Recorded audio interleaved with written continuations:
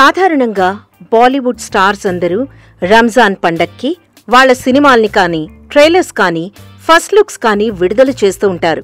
ఇక టాలీవుడ్ విషయానికొస్తే జనవరి 1కి లవర్స్ డేకి, హిందూ పండగలకి, స్వాతంత్ర మరియు గణతంత్ర దినోత్సవం కానుకగా వారి సినిమాల్ని విడుదల చేస్తూ ఉంటారు. ఇప్పటి వరకు మన టాలీవుడ్ స్టార్స్ కులాల వారీగా తెలుగు ఆడియన్స్ ని మాత్రమే టార్గెట్ చేశారు, కానీ మతాల జోలికి పోలేదు. అయితే ఇప్పుడు జూనియర్ ఎన్టీఆర్ ముస్లిం అభిమానులపై ఫోకస్ పెట్టాడు. గత ఏడాది రంజాన్ కానుకగా జనతా గ్యారేజ్ టీజర్ ని విడుదల చేశాడు. అందులో ముస్లిం టోపీతో కనిపించి ముస్లిం ప్రేక్షకుల్ని ఆకట్టుకున్నాడు తారక్. కాగా ఈ ఏడాది రంజాన్ కానుకగా జై లవకుశ టీజర్ ని లాంచ్ చేయబోతున్నాడు. ఈ విషయంపై టాలీవుడ్ వర్గాల్లో పెద్ద చర్చే నడుస్తోంది.